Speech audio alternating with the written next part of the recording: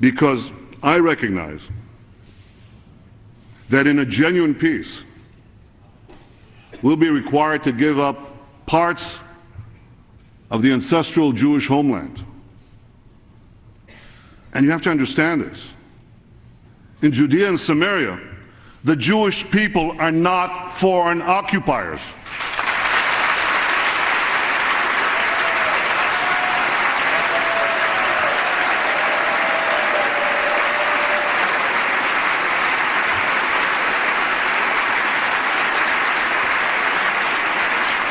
We're not the British in India. We're not the Belgians in the Congo. This is the land of our forefathers, the land of Israel, to which Abraham brought the idea of one God, where David set out to confront Goliath, and where Isaiah saw a vision of eternal peace. No distortion of history. And boy, am I reading a lot of distortions of history lately, old and new. No distortion of history could deny the 4,000-year-old bond between the Jewish people and the Jewish land.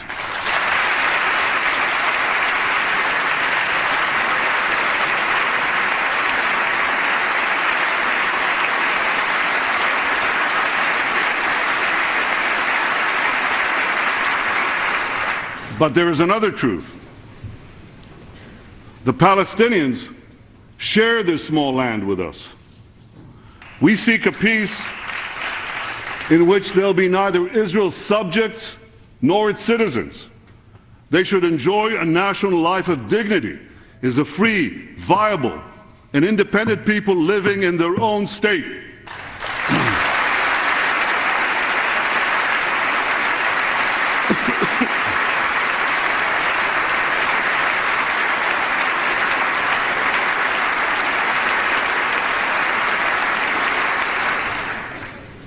They should enjoy a prosperous economy where their creativity and initiative can flourish. Now, we've already seen the beginnings of what is possible. In the last 2 years, the Palestinians have begun to build a better life for themselves. By the way, Prime Minister Fayyad has led this effort on their part, and I wish him a speedy recovery from his recent operation.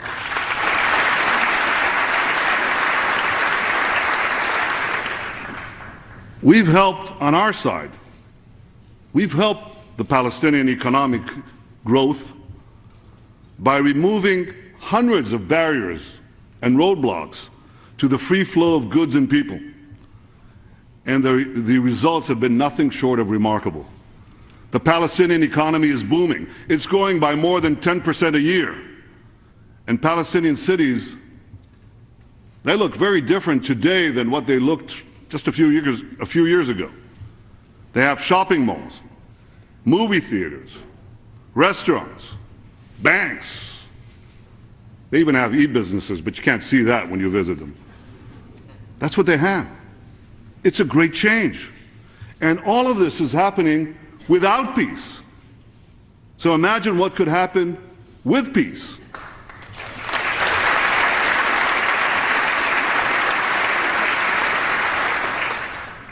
Peace would herald a new day for both our peoples, and it could also make the dream of a broader Arab-Israeli peace a realistic possibility. So now here's the question. You've got to ask it. If the benefits of peace with the Palestinians are so clear, why has peace eluded us? Because all 6 Israeli prime ministers, since the signing of the Oslo Accords, agreed to establish a Palestinian state, myself included. So why has peace not been achieved? Because so far, the Palestinians have been unwilling to accept a Palestinian state if it meant accepting a Jewish state alongside it. You see, our conflict has never been about the establishment of a Palestinian state. It's always been about the existence of the Jewish state. This is what this conflict is about.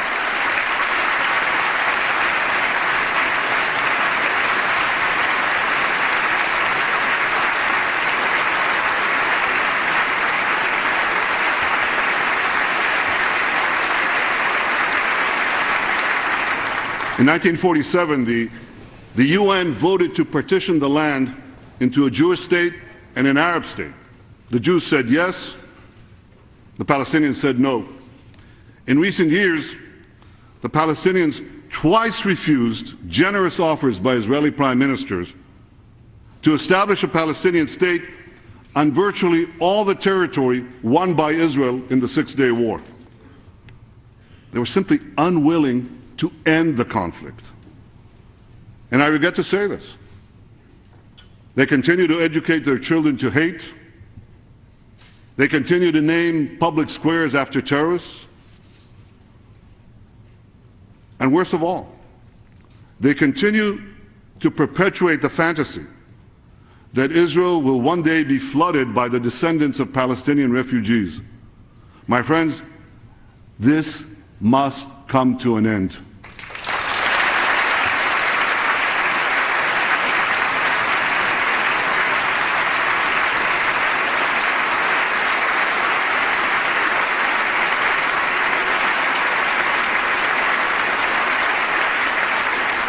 President Abbas must do what I have done. I stood before my people, and I told you it wasn't easy for me. I stood before my people and I said, I will accept a Palestinian state.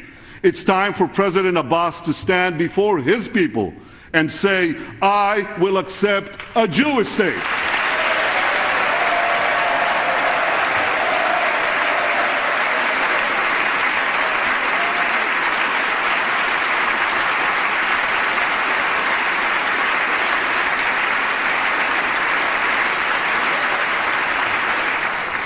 Those 6 words will change history. They'll make it clear to the Palestinians that this conflict must come to an end. That they're not building a Palestinian state to continue the conflict with Israel, but to end it. And those 6 words will convince the people of Israel that they have a true partner for peace. With such a partner, the Palestinian, or rather the Israeli people, will be prepared to make a far-reaching compromise. I will be prepared to make a far-reaching compromise.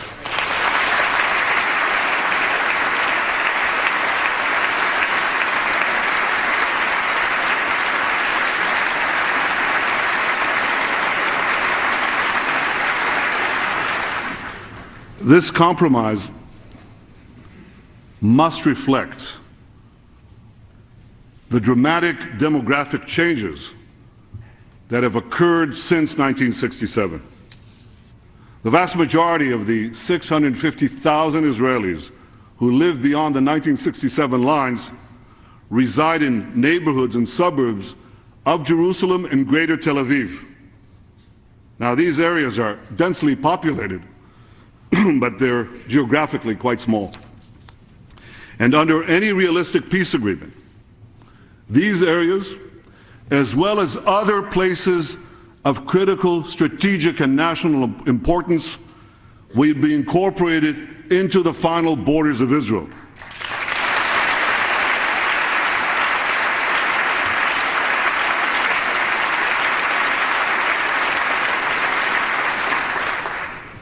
The status of the settlements will be decided only in negotiations.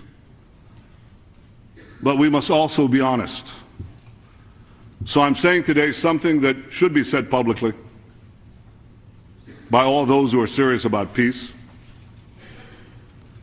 In any real peace agreement, in any peace agreement that ends the conflict, some settlements will end up beyond Israel's borders. Now, the precise delineation of those borders must be negotiated. We'll be generous about the size of the future Palestinian state. But as President Obama said, the border will be different than the one that existed on June 4th, 1967. Israel will not return to the indefensible boundaries of 1967.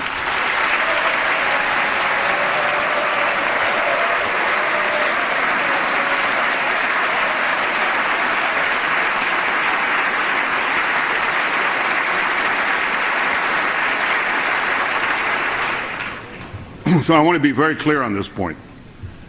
Israel will be generous on the size of a Palestinian state, but will be very firm on where we put the border with it.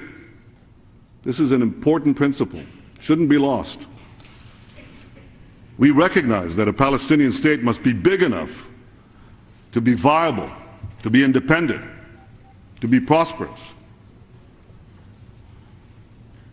All of you, and the President too, have referred to Israel as the homeland of the Jewish people, just as you've been talking about a future Palestinian state is the homeland of the Palestinian people. Well, Jews from around the world have a right to immigrate to the one and only Jewish state, and Palestinians from around the world should have a right to immigrate, if they so choose, to a Palestinian state. And here's what this means. It means that the Palestinian refugee problem will be resolved outside the borders of Israel.